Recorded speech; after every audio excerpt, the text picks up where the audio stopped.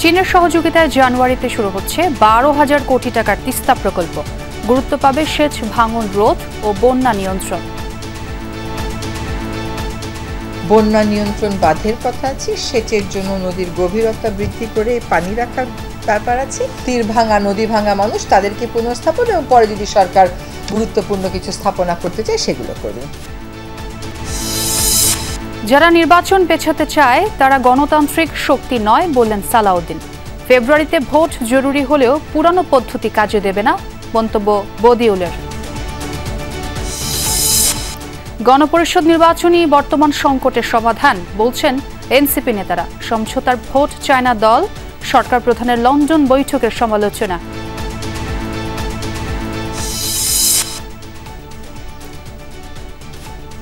রাজধানীতে জন্মাষ্টমীর বর্ণাঢ্য শোভাযাত্রা, সনাতন ধর্মাবলম্বীদের পাশে থাকার প্রত্যয় সেনা প্রধানের। কোনো ধর্ম, জাতি, বর্ণ, গোত্রের মধ্যে কোনো ভেদাভেদ থাকবে না। এই দেশ সবার, এই দেশের প্রতিটা অধিকার আমাদের সবার সমান অধিকার। অনর্থক টেস্ট দেয়ার অত্যাচার বন্ধে চিকিৎসকদের প্রতি আইন উপদেষ্টার আহ্বান। বন্ধ করতে হবে নির্দিষ্ট কোম্পানির ওষুধ দেওয়ার প্রবণতাও। খুলনায় কৃষি ব্যাংকে ডাকাতির দৃশ্য ধরা পড়ল সিসি ক্যামেরায়। ভল্ট ভেঙে 16 লাখ টাকা লুটের অভিযোগ, 3 নিরাপত্তা কর্মী আটক।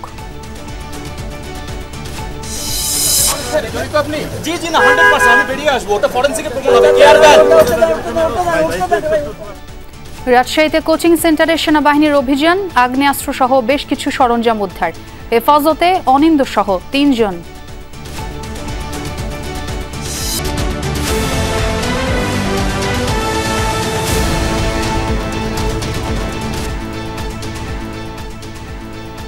আমন্ত্রণ সন্ধ্যার বাংলাদেশে, সঙ্গে আছে আমি ছোঁয়া খন্দকার। আর এতক্ষণ শিরোনাম দেখছিলাম। অবশেষে আগামী বছরের জানুয়ারিতে শুরু হতে যাচ্ছে কাঙ্ক্ষিত তিস্তা মহাপরিকল্পনা প্রকল্প। এতে গুরুত্ব পাচ্ছে সেচ, ভাঙন রোধ ও বন্যা নিয়ন্ত্রণ। পানি সম্পদ উপদেষ্টা সৈয়দা রিজওয়ানা হাসান জানিয়েছেন, চীনের সহযোগিতায় 12,000 কোটি টাকা প্রকল্পটি বাস্তবায়ন হবে। এ নিয়ে ভারতের সাথে কাগজপত্রে কোনো কাজ কখনো এগোয়নি বলেও দাবি উপদেষ্টার। আলমগীর স্বপনের রিপোর্ট। বর্ষায় বন্যার শঙ্কা আর শুষ্ক মৌসুমে খরার অভিশাপ। এতে সারা বছরই সংকটে থাকে তিস্তা পাড়ের মানুষের জীবন জীবিকা। এর থেকে বের হতে বিকল্প পথে হাঁটছে বাংলাদেশ। বর্ষাকালের উদ্বৃত্ত পানি ধরে রেখে প্রয়োজনে ব্যবহারে নিয়েছে তিস্তা মহাপরিকল্পনা। তবে দীর্ঘদিন ধরে চীন ভারত কূটনীতির বেড়াজালে আটকে ছিল প্রকল্পটি। আওয়ামী লীগ সরকারের পতনের পর এক্ষেত্রে জট খুলেছে। তিস্তা নিয়ে ভারতের সাথে কখনো কোনো প্রকল্পে কোনো কাজই আগায়নি, কোনো কাগজপত্রই নেই সেখানে। এটা আমাদের পলাতক যিনি প্রধানমন্ত্রী, উনি তার একটা সফরে গিয়ে এই কথা বলে এসেছিলেন, কিন্তু ওই কথার আলোকে আর পরবর্তীতে কোনো কার্যক্রম হয়নি। বরং চীনের সাথেই মহাপরিকল্পনা করার চুক্তি হয়েছিল, সেটা এক পর্যায়ে শেলফে তুলে রাখা হয়েছিল। ওটাকে আমরা নামিয়ে এলাকার মানুষের দাবির প্রেক্ষিতে এই প্রকল্প গ্রহণ। প্রকল্পের প্রস্তাবিত পরিকল্পনা অনুযায়ী পানি ধরে রাখতে তিস্তা নদীর 117 কিলোমিটার খনন করা হবে। থাকছে প্রতিরক্ষা বাঁধ, রাখা হচ্ছে নদী তীরবর্তী প্লাবনভূমি, স্যাটেলাইট শহর ও কৃষিভিত্তিক শিল্প কারখানার প্রস্তাবও এর মধ্যে রয়েছে। তবে প্রথম ধাপে গুরুত্ব পাচ্ছে সেচ, ভাঙন রোধ ও স্থায়ী বাঁধ নির্মাণের কাজ। প্রকল্পের সম্ভাব্য খরচ প্রায় 12,000 কোটি টাকা। পুরো নদী এবং এই নদীর যে শাখা নদীগুলো আছে সমস্ত কিছুকে বিবেচনায় বন্যা নিয়ন্ত্রণ বাঁধের কথা আছে, সেচের জন্য নদীর গভীরতা বৃদ্ধি করে পানি রাখার ব্যাপার আছে। আর এই যে ড্রেজিংটা করা হবে, এই ড্রেজিংকৃত মাটি দিয়ে যেই এলাকাটা মাটি ভরাট করে আবার উন্নত করা হবে, সেখানে যারা প্রাথমিকভাবে তীর ভাঙা নদী ভাঙা মানুষ তাদেরকে পুনঃস্থাপন এবং পরে যদি সরকার গুরুত্বপূর্ণ কিছু স্থাপনা করতে চায় সেগুলো করবে। চীনের সহযোগিতায় তিস্তা মহাপরিকল্পনা শুরু হচ্ছে 2026 সালের জানুয়ারি থেকেই। আমরা আশা করছি সকল রাষ্ট্রীয় সরকারি আনুষ্ঠানিকতা শেষ করে 2026 সালের 1 জানুয়ারি থেকে আমরা কাজ শুরু করতে পারব। তিস্তা প্রকল্প হবে 10 বছর মেয়াদী। আশা করেন প্রকল্পটি বাস্তবায়ন হলে পাল্টে যাবে তিস্তাপাড়ের মানুষের জনজীবন। আলমগীর স্বপন, যমুনা নিউজ, ঢাকা।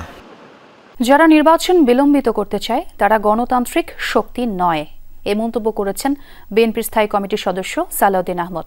এদিকে গয়েশ্বরচন্দ্র রায় বলেছেন, নির্বাচন ভণ্ডুলের ষড়যন্ত্র করছে সাম্প্রদায়িক শক্তি ও পলাতক আওয়ামী লীগ। তবে ফল ঘোষণা না হওয়া পর্যন্ত ষড়যন্ত্র হতে পারে এমন সংশয় রয়েছে বিএনপি নেতাদের মাঝে। দলের চেয়ারপারসনের জন্মদিন উপলক্ষে দোয়া মাহফিল ও আলোচনা সভায় অংশ নিয়ে এসব কথা বলেন তারা। ফেব্রুয়ারিতে ভোটের ঘোষণায় নির্বাচন নিয়ে শঙ্কা কেটেছে অনেকটাই। তবে ভোট নিয়ে নতুনভাবে রাজনৈতিক দলগুলোর মতপার্থক্যে বিবাদ মাথাচাড়া দিচ্ছে। শনিবার জাতীয় প্রেস ক্লাবে দোয়া মাহফিল অনুষ্ঠানে যোগ দেন বিএনপির সিনিয়র নেতারা। সিনিয়র যুগ্ম মহাসচিব রুহুল কবির রিজভী দাবি করেন, শেখ হাসিনা বিদায় নিলেও রাজনৈতিক দলগুলোই রয়ে গেছে প্রেতাত্মা। একই অনুষ্ঠানে বিএনপির স্থায়ী কমিটির সদস্য আব্দুল মঈন খান বলেন, 2008 সালের নির্বাচনও ছিল পাতানো। শেখ হাসিনার পালিয়ে গেলেও তার ভূত, তার আত্মারা আবার নতুন করে নতুন কায়দায়, নতুন চেতনায় তারাই তো আবার ভর করেছে। এইটার জন্য তো ছেলেটা জীবন দেয়নি। আমরা সেই গণতন্ত্র চেয়েছি যে গণতন্ত্রে প্রকৃত এদেশের ভোটাররা ভোট দিয়ে যাকে ইচ্ছা তাকে রাষ্ট্র ক্ষমতায় বসাবে। 111-এর মাধ্যমে একটি সরকারকে তখন পরিকল্পিতভাবে বাংলাদেশে প্রতিষ্ঠা করা হয়েছিল এবং যার ফলশ্রুতিতে পরবর্তী 15 বছর তারা বাংলাদেশকে ধ্বংস করে দিয়েছে। একই দিন রাজধানীর শাহজাহানপুরে বিএনপির চেয়ারপারসন বেগম খালেদা জিয়ার জন্মবার্ষিকী উপলক্ষে অনুষ্ঠিত হয় দোয়া ও আলোচনা অনুষ্ঠান। সেখানে দলটির স্থায়ী কমিটির সদস্য গয়েশ্বর চন্দ্র রায় অভিযোগ তোলেন, নির্বাচন ভণ্ডুলের ষড়যন্ত্র করছে সাম্প্রদায়িক শক্তি ও পলাতক আওয়ামী লীগ। সেই ষড়যন্ত্রের আশঙ্কা বলতেই বলছি যে ভোটের ফলাফল গণনার আগ পর্যন্ত আমরা নিশ্চিত না নির্বাচন।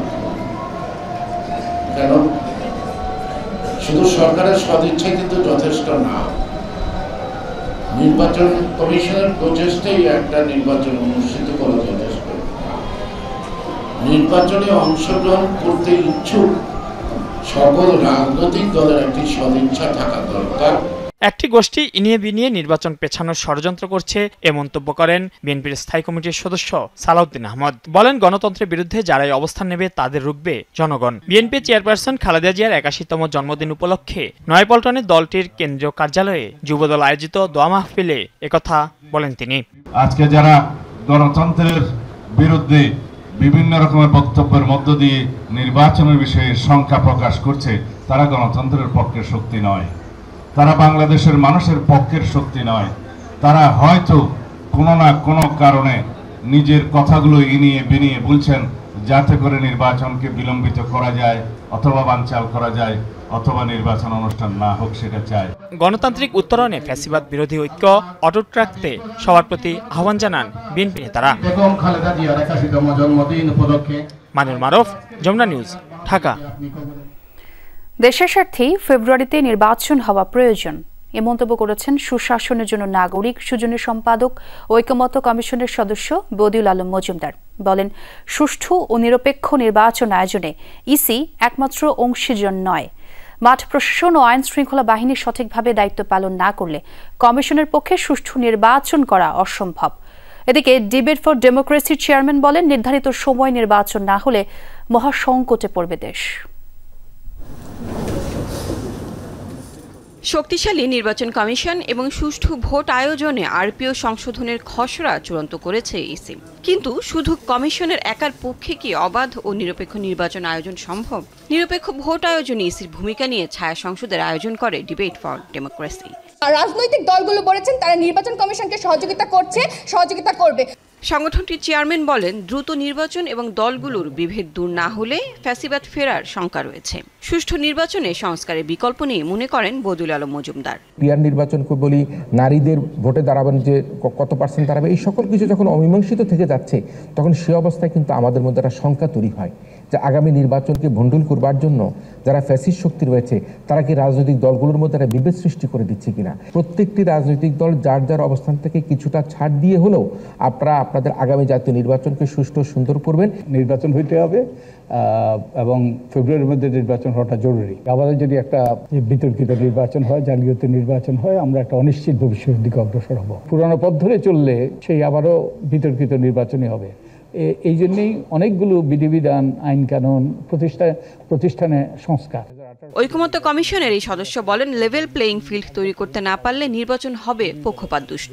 প্রশাসন এবং আইনশৃঙ্খলা রক্ষাকারী বাহিনী যদি সঠিক ভূমিকা পালন না করে, ইতিবাচক ভূমিকা পালন না করে, তাহলে নির্বাচন কমিশনের পক্ষে সুষ্ঠু নিরপেক্ষ নির্বাচন করাটা দুরূহ। রাজনৈতিক দল এবং তাদের প্রার্থীরা তারা যদি ছলে বলে কলে কৌশলে নির্বাচনী বৈতরণী পার হইতে যায়, তাহলে নির্বাচন সুষ্ঠু করাটা দুরূহ।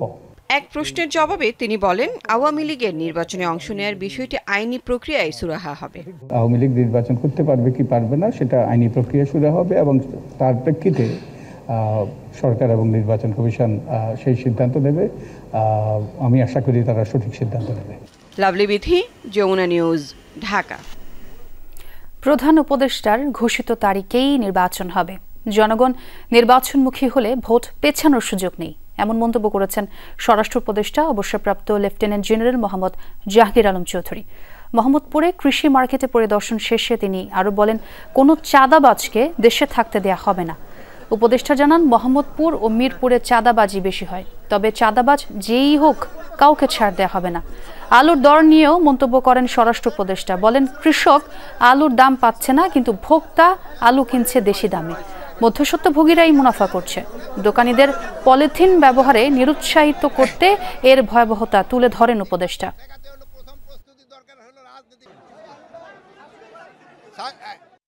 প্রধান উপদেষ্টা যেটা বলেছে ওর উপরে আমাদের কারো কোনো কথা নেই।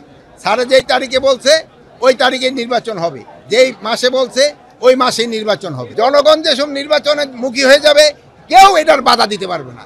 জনগণ হলো মেয়ে, চাঁদাবাজের উপরে কোনো প্রেশার নাই। যে কোনো চাঁদাবাজ ধরেন পান আমাদের দেখান, সাথে সাথে তারা আমরা আইনের আওতায় নিয়ে আসবো। নতুন সংবিধান প্রণয়নকে বাধাগ্রস্ত করলে রাজপথে নামতে 1 সেকেন্ডও সময় লাগবে না, এমনটা বললেন জাতীয় নাগরিক পার্টি এনসিপি সদস্য সচিব আক্তার হোসেন। রাজধানীর বাংলা মোটরে জুলাই সনদ বাস্তবায়নে গণপরিষদ নির্বাচন শীর্ষক আলোচনা সভায় এই কথা বলেন তিনি। বলেন, জুলাই সনদের এখন পর্যন্ত ফাইনাল মতামত পায়নি, কিন্তু এই বিষয়ে ইউনূস সরকার পাশ কাটিয়ে গেছে। এ সময় এনসিপি মুখ্য সমন্বয়ক নাসির উদ্দিন পাটোয়ারি বলেন, বর্তমান সংকটের একমাত্র সমাধান গণপরিষদ নির্বাচন। জুলাই ঘোষণাপত্র রাজনৈতিক দলকে নয় বরং জনগণকে সাথে নিয়ে দেয়া উচিত ছিল।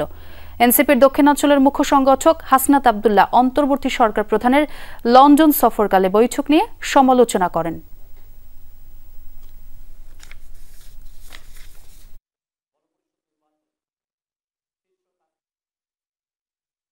জুলাই সনদের এখনো ফাইনাল ড্রাফট আমাদের কাছে এসে উপস্থিত হয় নাই। ঠিক সেই মুহূর্তে জাতীয় ঐক্যমত্য কমিশনের সভাপতি প্রফেসর ইউনূস জুলাই ঘোষণাপত্রে সংস্কারকৃত সংবিধান শব্দবন্ধের মধ্য দিয়ে সামনে গণপরিষদ নির্বাচনের মধ্য দিয়ে আমাদের যে নতুন সংবিধানের দাবি সেটাকে পাশ কাটিয়ে গেছেন। সম্প্রীতি বজায় রাখা ও শান্তিতে বসবাস করা হোক সবার অঙ্গীকার, কোনো ভেদাভেদ থাকবে না, সবার থাকবে সমান অধিকার। রাজধানীতে জন্মাষ্টমী শোভাযাত্রায় যোগ দিয়ে এমনটাই বলেছেন সেনাপ্রধান জেনারেল ওয়াকারুজ্জামান। একই সাথে সশস্ত্র বাহিনী সনাতন ধর্মাবলম্বীদের পাশে আছে বলেও আশ্বস্ত করেন তিনি। পরে পলাশীর মোড় থেকে শুরু হওয়া বর্ণাঢ্য শোভাযাত্রাটি রাজধানীর বিভিন্ন সড়ক প্রদক্ষিণ করে।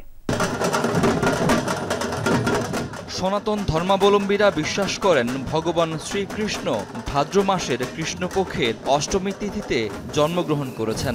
মানবজাতির কল্যাণ এবং ন্যায়নীতি প্রতিষ্ঠার জন্য শ্রীকৃষ্ণের আবির্ভাব ঘটেছিল। দিনটি উপলক্ষে রাজধানীতে আয়োজন করা হয় বর্ণাঢ্য শোভাযাত্রা। তাদের বিশ্বাস, পাশবিক শক্তি যখন সত্য ও সুন্দরকে গ্রাস করে তখনই ভগবান মানুষের মধ্যে নেমে আসেন, প্রতিষ্ঠা করেন ন্যায় বিচার। জন্মাষ্টমীর শুভেচ্ছা। আমরা যেভাবে বাংলাদেশে সবাই মিলেমিশে আসি সেভাবেই যেন আমরা থাকতে পারি। আমরা এটা আনন্দ করব, মজা করব। জন্মাষ্টমীর এই শোভাযাত্রা রাজধানীর পলাশী মোড় থেকে শুরু হয়ে বিভিন্ন সড়ক প্রদক্ষিণ করে পুরান ঢাকার বাহাদুর শাহ পার্কে গিয়ে শেষ হয়। এর আগে বিকালে পলাশী মোড়ে জন্মাষ্টমীর শোভাযাত্রার আনুষ্ঠানিকতায় যোগ দেন 3 বাহিনী প্রধান। নাচে গানে শুরু হয় আয়োজন। বক্তব্যে নৌ ও বিমান বাহিনী প্রধান জন্মাষ্টমীর শুভেচ্ছা জানান সনাতন ধর্মাবলম্বী মানুষদের। এই শোভাযাত্রা আবারও বিশ্বের কাছে প্রমাণ করবে বাংলাদেশ একটি শান্তি ও সম্প্রীতির দেশ, যেখানে ধর্ম বর্ণ নির্বিশেষে আমরা একে অপরের প্রতি শ্রদ্ধাশীল এবং আমরা একত্রে শান্তিতে বসবাস করতে পারি। এখানে সব ধর্ম, বর্ণ ও ভাষার মানুষ মিলেমিশে বাস করে। আমরা ঈদ, পূজা, বড়দিন বা বৌদ্ধ পূর্ণিমার সব উৎসব একসাথে উদযাপন করি। এই ঐক্যের সংস্কৃতি আমাদের জাতীয় শক্তির মূল ভিত্তি। সেনাপ্রধান বলেন, এই উৎসব সবসময় জারি থাকবে। সেনাবাহিনীর পক্ষ থেকে সব ধরনের সাহায্য দেওয়ার আশ্বাসও দেন তিনি। সারা বাংলাদেশে সশস্ত্র বাহিনী ডিপ্লয় আছে। আমরা সবসময় আপনাদের পাশে থাকব। আমরা এক হয়ে আপনাদের সাথে কাজ করে যাব। আপনারা নিশ্চিন্তে দেশে বসবাস করবেন। আপনাদের যত ধর্মীয় পরব আপনারা উদযাপন করবেন, আনন্দ উদযাপন করবেন। আমরা একসাথে এই আনন্দ ভাগাভাগি করে নেব। পরে 3 বাহিনী প্রধান প্রদীপ প্রজ্বলনের মাধ্যমে জন্মাষ্টমীর র্যালির উদ্বোধন করেন। শাকিল হাসান, যমুনা নিউজ, ঢাকা। রোগীদের অনর্থক অতিরিক্ত টেস্ট দেওয়ার অত্যাচার বন্ধ করতে চিকিৎসকদের প্রতি আহ্বান জানিয়েছেন আইন উপদেষ্টা ডক্টর আসিফ নজরুল। দেশের মানুষ শখে নয় বরং বিরক্ত হয়েই চিকিৎসার জন্য বিদেশ যায় বলেও মন্তব্য করেন তিনি। সকালে Bangladesh private hospital clinic and diagnostic মালিক সমিতির এজিএম অনুষ্ঠানে এসব কথা বলেন উপদেষ্টা।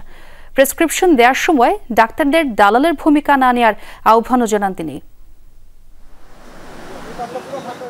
সকালে শহীদ আবু সাইদ কনভেনশন সেন্টারে শুরু হয় Bangladesh private hospital clinic and diagnostic মালিক সমিতির এজিএম।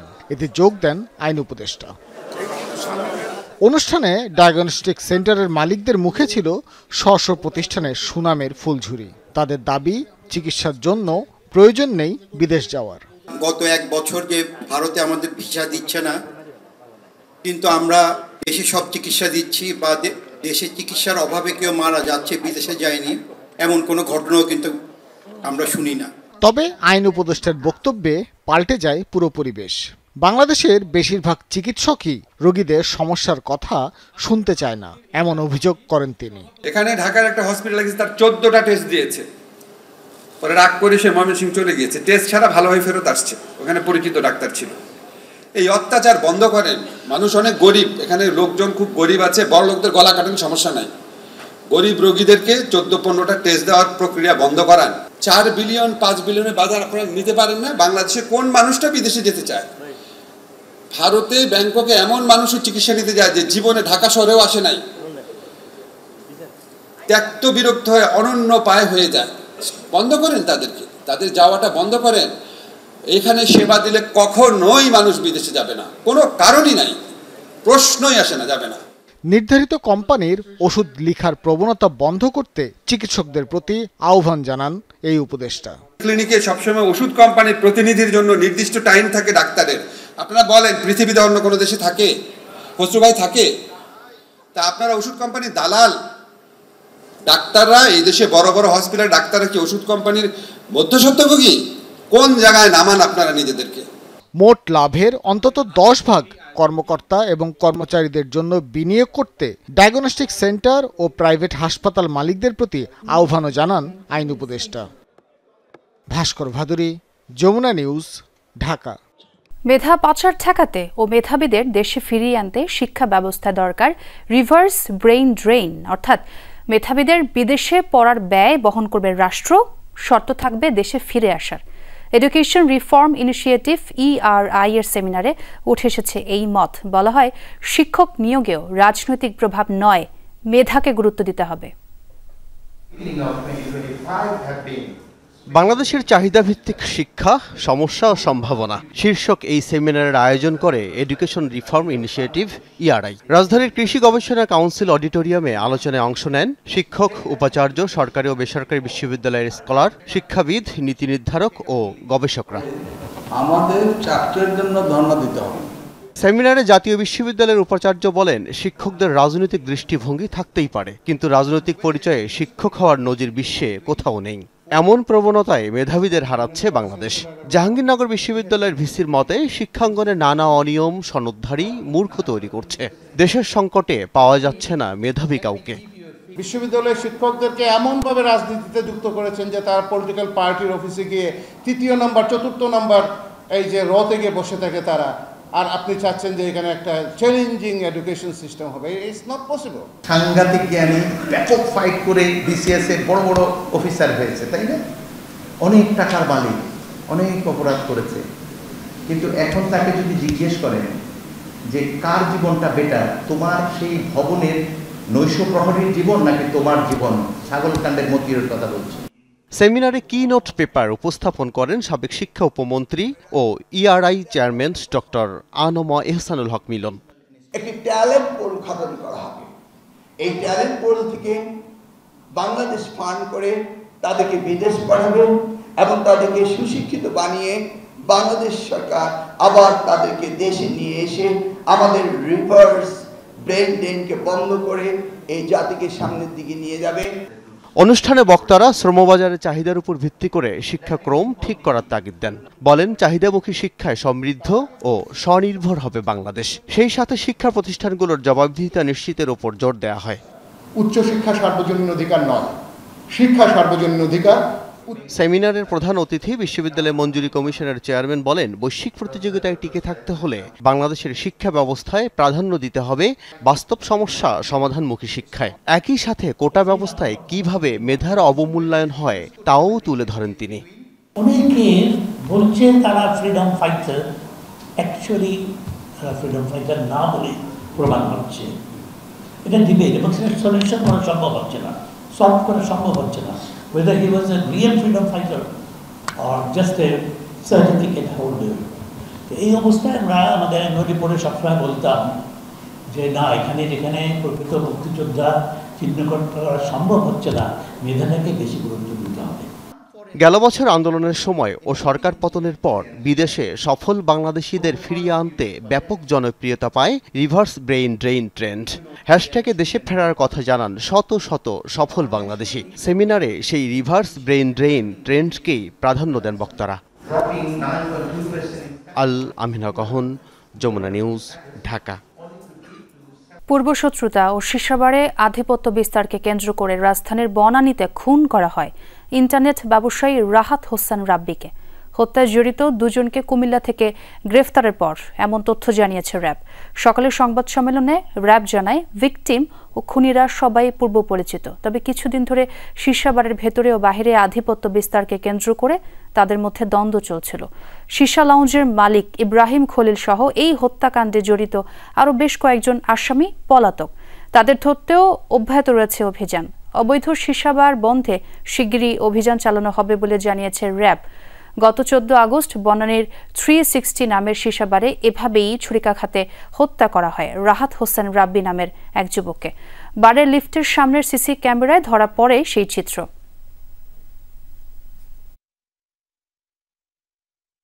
রাহাতের সাথে মুন্না এবং হামজার গত 2 মাস আগে পরিচয় হয়। তো তারা নিয়মিত শীর্ষা লাউঞ্জে যেত এবং রাহাতকে তারা বড় ভাই বলে সম্বোধন করত। যখন রাহাতে মুন্না এবং হামজাকে দেখে তখন সে রাত 1টার দিকে তাদেরকে বের হয়ে যেতে বলে। তো তারা বের হয়ে না গিয়ে অন্য কোথাও আত্মগোপন করেছিল ওই শীর্ষা লাউঞ্জের ভিতরে। তো এরপরে যখন রাহাত 4টা বা তারও পরে যখন নেমে আসে সিঁড়ি দিয়ে, তখন তাদের তর্কাতর্কি এবং এই ঘটনাটা সংঘটিত হয়। কৃষি ব্যাংকের ভল্ট ভেঙে টাকা লুটের ঘটনা ঘটেছে। জিজ্ঞাসাবাদের জন্য 3 নিরাপত্তা কর্মীকে আটক করেছে পুলিশ। ধারণা, শুক্রবার ভোর 5:30 থেকে 7টার মধ্যে এই লুটের ঘটনা ঘটতে পারে। এ সময় দায়িত্ব ছিলেন না কোনো ব্যাংকের নিরাপত্তা কর্মীও। একটি রাষ্ট্রায়ত্ত ব্যাংক শাখা নিরাপত্তার এমন নাজুক পরিস্থিতি বিস্মিত করেছে গ্রাহক ও এলাকাবাসীকেও। খোয়া যাওয়া টাকা উদ্ধার সহ জড়িতদের শনাক্তের চেষ্টা করছে পুলিশ। সিসিটিভি ফুটেজে দেখা যায়, দরজা খুলে খুলনায় কৃষি ব্যাংকের রূপসাঘাট শাখায় প্রবেশ করছে দুর্বৃত্তরা। ব্যাংকে ঢুকেই প্রথমে সিসিটিভি ক্যামেরাগুলো কাপড় দিয়ে ঢেকে দেয় তারা। পুলিশ জানায়, বৃহস্পতিবার বিকেলে ব্যাংক বন্ধ হয়ে যায়। শুক্রবার ভোর পর্যন্ত ব্যাংকের নিরাপত্তায় থাকা সবশেষ কর্মী ডিউটি করে চলে যান। এরপর আর কোনো নিরাপত্তা কর্মী দায়িত্বে ছিলেন না। ধারণা করা হচ্ছে সেই সুযোগে ভোর 5:30 থেকে সকাল 7টার মধ্যেই ঘটে লুটের ঘটনা। নিচতলার গেট ভেঙে প্রথমে প্রবেশ করে দুর্বৃত্তরা, এরপর 4 স্তরের তালা ভেঙে পৌঁছায় ভল্টের কাছে। ওই দিন রাত 10:30টার দিকে ব্যাংকের মূল গেটের তালা ভাঙা অবস্থায় দেখতে পান ডিউটি করতে আসা আরেক প্রহরী। পরে পুলিশ ও ব্যাংক কর্মকর্তাদের খবর দেয়া হয়। পুলিশ ঘটনাস্থলে পৌঁছে মূল গেট থেকে শুরু করে লকার পর্যন্ত 5 থেকে 6টি তালা ভাঙা অবস্থায় পায়। ব্যাংকের নিরাপত্তা পরিস্থিতি এমন নাজুক দেখে উদ্বিগ্ন গ্রাহক ও স্থানীয়রা। ডাকাতি এসে সেই বাবদ উনি কান্দে কান্দে দৌড়েছে যে ভাই খেয়াল রেখেন, আমি একটু থানায় যাচ্ছি। একটা ব্যাংকের রক্ষক তো মূলত সিকিউরিটি, সে সিকিউরিটি সারাদিন পরে রাত 10টার সময় ব্যাংকে এসে দেখতেছে যে ব্যাংকের লকার ভাঙা। আমি ব্যাংকের একজন অ্যাকাউন্ট হোল্ডার, আমি সঙ্গে সঙ্গে ভাত খাওয়া রেখে আমি চলে আসছি। এত সুন্দর সদর এলাকায় যদি এই ধরনের ঘটনা হয় দুঃখজনক ব্যাপার তো 100%। ব্যাংক ব্যবস্থাপক জানান ভল্ট ভেঙে 16 লাখ টাকা লুটে নিয়েছে দুর্বৃত্তরা। আইন শৃঙ্খলা রক্ষাকারী বাহিনীর লোকজন তারা আসছে এবং তারা যে 3 জন ছিল তাদেরকে হেফাজতে নিয়েছেন। 16,16,000, সেখান থেকে 1420 টাকা আছে আমার কয়েন ছিল সেটা, আর বাদ বাকি টাকা। এই ঘটনায় ব্যাংকের 3 নিরাপত্তা কর্মীকে জিজ্ঞাসাবাদের জন্য হেফাজতে নিয়েছে পুলিশ। লুট হওয়া টাকা উদ্ধার ও জড়িতদের ধরতে চলছে তৎপরতা। চেষ্টা করতেছে, আমাদের একাধিক টিম মাঠে আছে, ঠিক আছে, আমাদের ইনশাআল্লাহ আমরা ট্রাই করতেছি। রূপসাঘাট এলাকায় অবস্থিত 3তলা ভবনটির 2য় তলা ভাড়া নিয়ে চলে ব্যাংকের কার্যক্রম। নিচতলায় দোকানসহ ভবনটিতে বেশ কয়েকটি অন্য প্রতিষ্ঠানও রয়েছে। হুমায়ুন রশিদ, যমুনা নিউজ। রাজশাহীর কাদিরগঞ্জ এলাকার একটি কোচিং সেন্টার থেকে অবৈধ অস্ত্র ও বিস্ফোরক উদ্ধার করেছে যৌথ বাহিনী। অভিযানে কোচিং সেন্টারটির মালিক মুন্তাসিরুল আলম অনিন্দকে তার 2 সহকর্মী সহ আটক করা হয়। গভীর রাত থেকেই নগরীর কাদিরগঞ্জ এলাকায় ডক্টর ইংলিশ নামে ওই কোচিং সেন্টারে অভিযান চালায় সেনাবাহিনীর 40 ইস্ট বেঙ্গলের একটি দল। সাথে ছিল পুলিশের বিশেষ দল সিআরটি। এটি পরিচালনা করেন রাজশাহীর সাবেক মেয়রের চাচাতো ভাই মুন্তাসিরুল অনিন্দ। অভিযানে 2টি বিদেশি ইয়ারগান, একটি রিভলভার, 6টি দেশীয় অস্ত্র, বিস্ফোরক তৈরির সরঞ্জাম সহ 35টি মদের বোতল উদ্ধার করা হয়। সেনা হেফাজতে নেওয়া হয়েছে অনিন্দ ও তার এক সহযোগীকে। পুলিশ জানিয়েছে রাজধানীর গুলশানে হলি আর্টিজানের জঙ্গি হামলা এবং রাজশাহী বিশ্ববিদ্যালয়ের শিক্ষক রেজাউল করিম হত্যা মামলার আসামি অনিন্দ। এর আগে 6 মাস জেলেও ছিলেন তিনি। ফেসবুকে নাকি সব মেলে কম দামে। ফেসবুকে পানির দামে পাবেন চাঁদপুরের রূপালী ইলিশ। প্রতি পিস 2 কেজি ওজন এমন এক খালি ইলিশ নাকি কেনা যায় মাত্র 4,800 টাকায়, যদিও বাজারে কিনতে লাগে 3 গুণ অর্থ। অনলাইন থেকে ইলিশ কিনতে গিয়ে অনেকেই প্রতারণার শিকার হচ্ছেন।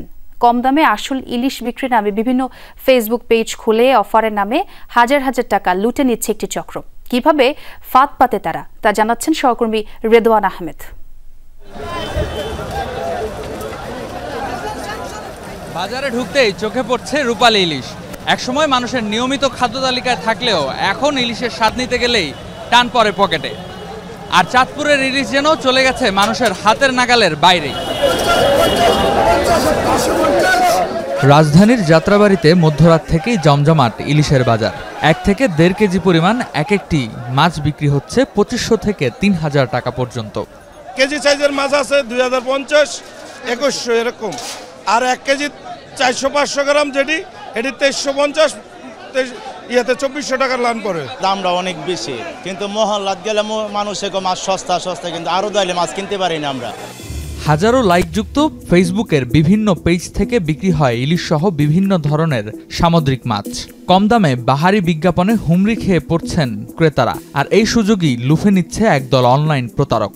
দেশব্যাপী ছড়িয়ে আছে এই চক্রের নেটওয়ার্ক। ভুক্তভোগী একজন পেশাজীবী যমুনা টেলিভিশনকে জানান তার কথা। প্রায় 7,000 টাকার মাছ তিনি চাঁদপুরের রূপালী ইলিশ নামে ফেসবুক পেজ থেকে অর্ডার করেন। ইলিশ নেয়ার জন্য 550 টাকা অগ্রিম নেন বিক্রেতা। 2 দিন পরে ইলিশ ঢাকায় আসছে বলে ডেলিভারি ম্যান কল দেন। কয়েক দফা নানান টেকনিক্যাল সমস্যার নামে ধাপে ধাপে 30,000 টাকা মোবাইল ব্যাংকিংয়ের মাধ্যমে সংগ্রহ করে চাঁদপুরের রূপালী ইলিশ।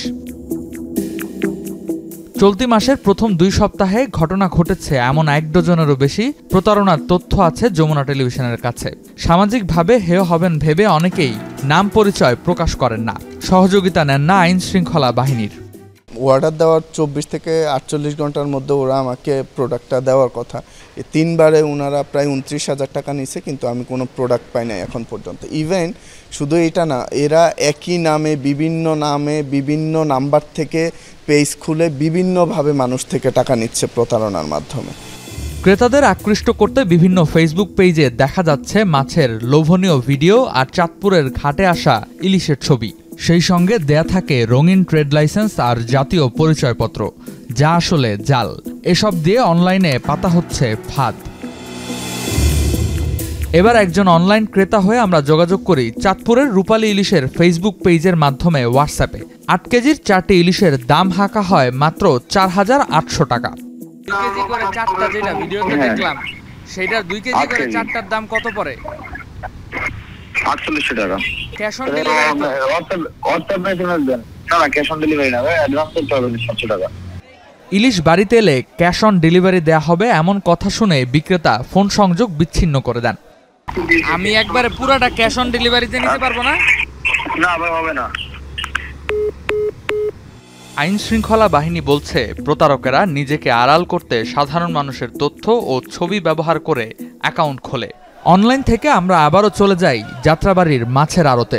অনলাইনের দামের হিসেবে আর আড়তের হিসেবে দেখা যায় আকাশ পাতাল পার্থক্য।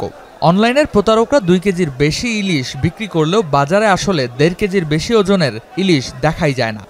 2 কেজি সাইজের মূলত মাছটা পাওয়া যায় না, খুব কম পাওয়া যায়, রেয়ার ভবিষ্যৎ 2-1টা 1.5 কেজিটা পাওয়া যায় অ্যাভেলেবল। 1.5 কেজি সাইজের মাছ এখনো মনে করেন বাজারে 2500 টাকা কেজি আছে, 2500-2600 টাকা কেজি। যে অনলাইনে আমরা দিব এ তো বাটফার, এ তো সিটারি করতে আছে, কথা বোঝেন নাই? আমরা লোভ দিব, লোভ দিয়ে আমরা টাকা পয়সা লিয়ে দেবো, কথা বোঝেন না, মাছ দিব না। আমাদের হাতে এমন এক প্রতারকের অ্যাকাউন্টের তথ্য আসে যেখানে আগস্ট মাসের 9 তারিখেই মাছ বিক্রি বাবদ জমা হয় প্রায় 50,000 টাকা। মাসিক হিসেবে গড়ে তা দাঁড়ায় প্রায় 13 লক্ষ টাকা। আইন শৃঙ্খলা বাহিনী বলছেন এ ধরনের প্রতারণা ঠেকাতে অভিযানের পাশাপাশি প্রয়োজন মানুষের সচেতনতাও। রেদওয়ান আহমেদ, যমুনা নিউজ, ঢাকা। রাশিয়ার একটি কারখানায় বিস্ফোরণে প্রাণ হারিয়েছে কমপক্ষে 11 জন, আহত 130 জন। রিয়াজান অঞ্চলে শুক্রবার হয় এই দুর্ঘটনা, জানিয়েছে দেশটির প্রশাসন। টেলিগ্রামে দেয়া এক বিবৃতিতে জরুরি মন্ত্রণালয় জানায় বিস্ফোরণের পর থেকে এখন পর্যন্ত উদ্ধার কাজ চালিয়ে যাচ্ছে জরুরি বিভাগ। মস্কো থেকে প্রায় 320 কিলোমিটার দক্ষিণ পূর্বে কারখানাটির অবস্থান। রিয়াজানের গভর্নর জানান কারখানাটির একটি কর্মশালায় আগুন লাগার পর হয় এই বিস্ফোরণ, তবে এখনও জানা যায়নি আগুন লাগার কারণ। কিছু রুশ গণমাধ্যম জানিয়েছে গান পাউডারে আগুন ধরে যাওয়ার কারণেই বিস্ফোরণটি ঘটে থাকতে পারে। বড় কোনো ব্রেক থ্রু ছাড়াই শেষ হলো মার্কিন প্রেসিডেন্ট ডোনাল্ড ট্রাম্প ও রুশ প্রেসিডেন্ট ভ্লাদিমির পুতিনের মধ্যে বহুল আলোচিত বৈঠক। তবে আলোচনাকে ইতিবাচক আখ্যা দিয়েছে দুপক্ষই। যুক্তরাষ্ট্রের আলাস্কা অঙ্গরাজ্যের অ্যাঙ্কারেজ সামরিক ঘাঁটিতে অনুষ্ঠিত হয় দুই নেতার বৈঠক। আলোচনা শেষে যৌথ সংবাদ সম্মেলনে ট্রাম্প বলেন, ইউক্রেন যুদ্ধ বন্ধ ইস্যুতে কোনো চুক্তি বা ঐক্যমত্যে পৌঁছাননি তারা, তবে খুব ভালো সম্ভাবনা তৈরি হয়েছে।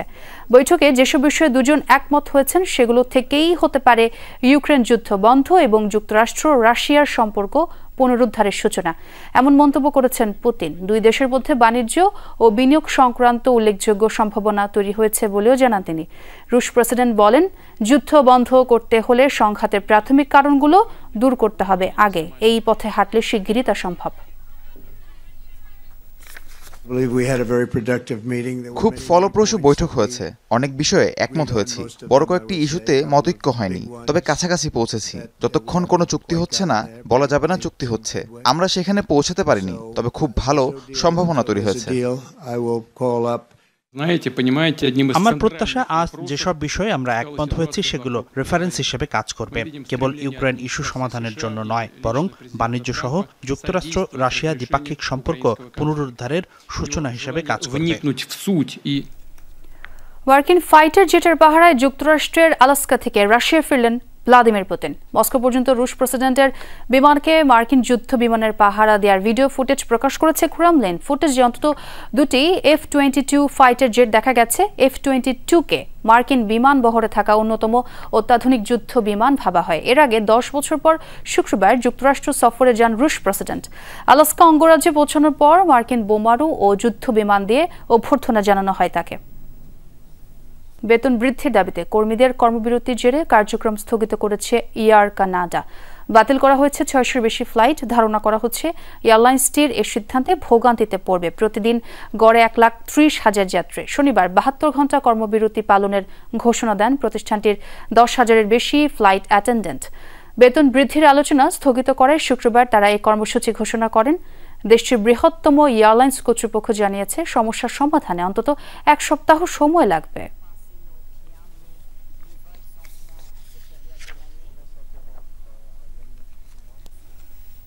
খেলায় খেলায় ময়লা কুড়ালেও মিলবে বিশ্বকাপ, এমনই ভিন্নধর্মী আয়োজন দ্বিতীয়বারের মতো করতে যাচ্ছে জাপান, যার নাম স্পোগমি ওয়ার্ল্ড কাপ। বাংলাদেশ এই প্রথমবার অংশ নিতে যাচ্ছে এই আন্তর্জাতিক আসরে। তাই দেশে দল বাছাইয়ের উদ্যোগ নিয়েছে পরিবেশ বান্ধব সংগঠন ওয়ান ব্যাগ ট্র্যাশ। এই আয়োজনের মিডিয়া পার্টনার ছিল যমুনা টেলিভিশন। ময়লা কুড়িয়ে বিশ্বকাপ জয়, উদ্ভট মনে হলো ভিন্নধর্মী এই খেলার আয়োজক জাপান। নিত্যদিনের বর্জ্য সংগ্রহের এই আয়োজনের নাম স্পোগমি ওয়ার্ল্ড কাপ। এই উদ্যোগের মূল লক্ষ্যই পরিষ্কার পরিচ্ছন্নতার ব্যাপারে সচেতনতা বৃদ্ধি। অংশগ্রহণকারীরা বলছেন, এমন ভিন্নধর্মী খেলায় যোগ দিতে পেরে তারা উচ্ছ্বসিত। আমরা আগে কখনো শুনি না এই গেমের কথা, তো আমরা ফেসবুকে দেখি যে স্পোগমি ওয়ার্ল্ড কাপ নামে একটা গেম হবে। একটা সচেতনতা তৈরি, সাথে একটা খেলার মতো একটা আবহ, সব মিলিয়ে খুবই ইন্টারেস্টিং একটা কনসেপ্ট মনে হয়। পরিবেশ তো অনেক অপরিষ্কার, আমাদের কারণেই অপরিষ্কার হয়, আর এটা তো ক্লিন করাটা আমাদেরই দায়িত্ব। এখন এরকম জিনিসে যদি মানুষ ইনফ্লুয়েন্স হয়, আসে পরিষ্কার করার বিষয়গুলো খেলার মাধ্যমে, তো এটা আমাদের জন্য ভালো। আমাদের খুবই ভালো লাগছে, কারণ এগুলো মানুষকে আরও সচেতন করবে, যেখানে সেখানে ময়লা ফেলতে দিবে না বা চাবে না ময়লা ফেলতে। প্রতিটি দলে খেলতে পারবেন সর্বোচ্চ 3 থেকে 5 জন। বাংলাদেশে আয়োজিত ইভেন্টের জন্য প্রাথমিক নিবন্ধন করেছিল 200টি দল। লটারির মাধ্যমে 60টি চূড়ান্ত হয়, যার মধ্যে চূড়ান্ত হলো একটি। তারাই বাংলাদেশের হয়ে খেলবে বিশ্বমঞ্চে। আয়োজকরা বলছেন, খেলার মাধ্যমে হলো মানুষের মাঝে বাড়বে সচেতনতা। আগামী প্রজন্মকে বাঁচাতে হলে আমাদের পরিবেশকে রক্ষার কোনো বিকল্প নেই। আর আমরা স্পোগমিতে আমরা এটা মূলত এই যে আমরা ক্লিনিং করি, এটা কিন্তু একটা প্রতিযোগিতা।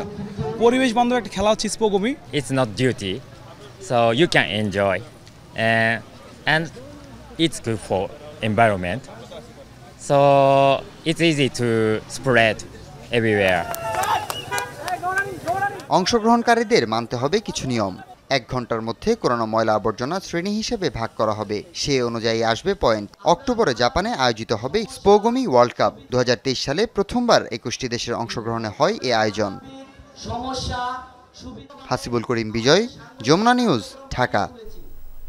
দর্শক, এই ছিল সন্ধ্যার বাংলাদেশের আজকের আয়োজনে। এতক্ষণ যারা সঙ্গে ছিলেন সবাইকে ধন্যবাদ।